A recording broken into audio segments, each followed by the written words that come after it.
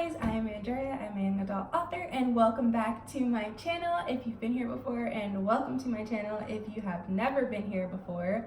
This video was requested by Written in Melanin Publishing. Left a comment on my Diary of a Mad Writer video, which I will put up in the cards above for you guys, and I'll link it in the description below. But she just wanted me to explain my process for reading and writing, and this is specifically geared towards writers and readers combined. Like, if you read and write, this is specifically geared towards you. So I apologize for all my just readers out there, but you guys can definitely listen to this too, because it might help you with some other things. Like, maybe it's not writing, but it's something else that you like to do and you can't figure out how to balance it along with reading. So just stay tuned. I'm going to tell you what I do. And just a side note, this won't work for everybody. I just want to make that crystal clear in the beginning that what works for me is not going to work for everyone, and that includes you. So it may or may not work for you.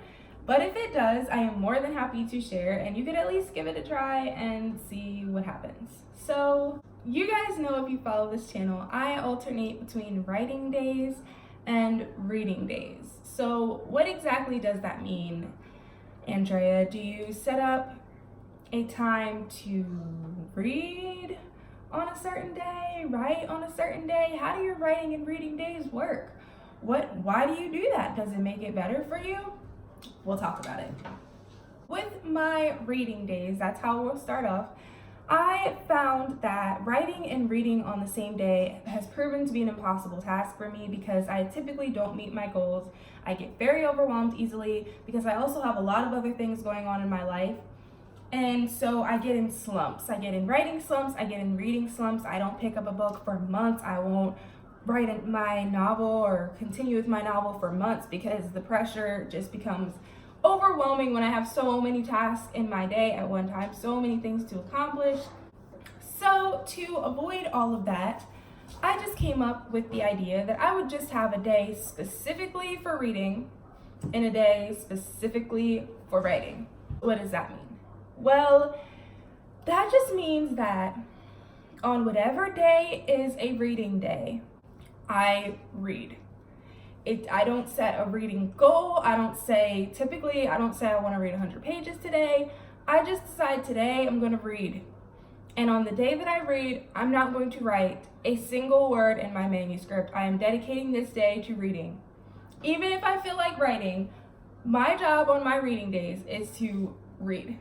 Doesn't have to be all day. It doesn't have to be for an hour. It's not a set amount of time. It's just throughout that entire day. And I do count a day as until you go to sleep. If you go to sleep at 3 a.m., you're still in a reading day until you go to sleep and wake up the next morning or afternoon. So throughout that entire day, guys, whenever I can read, I just read. And that's how it works. I don't get on my computer to write. I may do some homework and some photography stuff because reading days tend to be better for stuff like that, but I don't write at all. And I just find it's a lot less overwhelming to just have a day where I can read. And there are times I set mini goals. I'll start reading and I'll go, I want to finish 100 pages in this book today. Majority of the time I meet those goals and sometimes exceed them.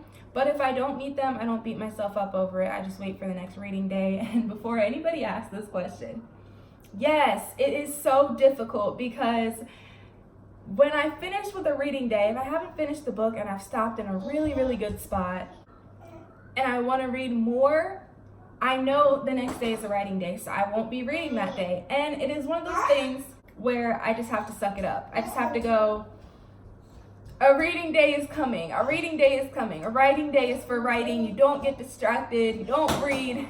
A reading day will be coming your way soon enough, and I have to wait. And the anticipation gets to me, but it makes the reading experience better, because then you're like, when you get to the reading day after the writing day, you're like, oh yes, I can't wait to figure out what's gonna happen in this book. And so your anticipation is very high, and it typically is a good thing. So yes, now on a writing day, it's the same thing. I don't read. I focus on writing throughout that entire day whenever I have my free time, and I don't typically watch TV or anything like that during these days either. When I have my free time, I sit down, I write. I may have a goal, which you guys know, my goal is 2,000 words a day. At a minimum, a absolute minimum, I would much rather exceed that, because 2,000 words is typically about a chapter for me. So I like to exceed it, but that is something I usually do accomplish. I usually do get 2,000 words in a day, and that's my writing goal, but I tend to write very fast, and I've noticed that in the beginning of my books, my writing is good for the most part. It's like, okay, well, this sounds good. Like, yeah, I was really excited. You can tell I was very excited about the concept in the book, because it comes off in my writing, like, as I'm writing, it sounds like really good. It's like, oh, wow, she did what? Oh, okay, that's awesome. And then you get to the middle. Oh, you get to the middle, and it's just bad. It's just not good. It just turns a completely different corner.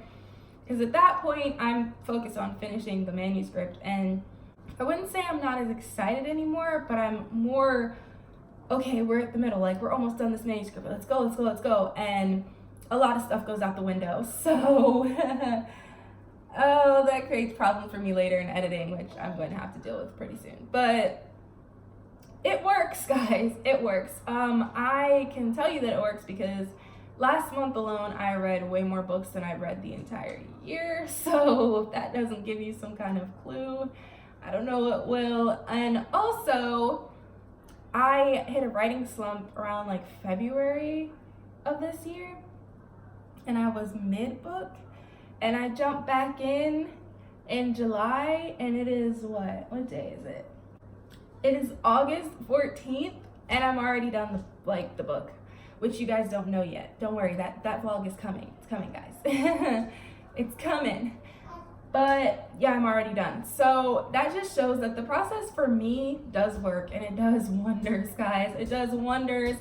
It eases my anxieties. It keeps me from going into slumps, and I can still read and write. And sometimes it's good to break in your writing to read something, because then you'll read something and you'll get back into the creative mindset. If you were having writer's block or something was going wrong, when you read, it takes you back into that, oh, look what this author did. Oh, I like how this author did this. Oh, this is the problem. I don't like this. Oh, I can't deal with this trope, whatever the case may be. And then when you get back to writing the next day, you're fresh, new mindset. Like, it's not the mindset from 2 days ago when you had writer's block. It's completely different. You're feeling better, you have anticipation about this book that you're reading now. Anticipation flows through to your writing, and it just makes things better and easier, especially for those of us who our schedules just will not allow for writing and reading on the same day, and it overwhelms us, like me. Like, for me, because I do photography, I am a mother, I do have a dog, I am a wife, I have to do all of these things. I am a student. It just is easier for me to do it this way, and it works. And that's all that I care about. That's all that matters to me, is that it works and that it's effective. Now, for my writers. This question will probably come up. Well, what do you do when you're editing? Is it the same thing?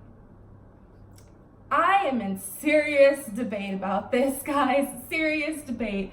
And I may have to update you on it later, because I think it should be the same thing. However, I feel as though editing will be slightly, not easier. I mean, I struggle with editing, but I feel like as far as like, I feel like I don't need any major rewrites or anything like that.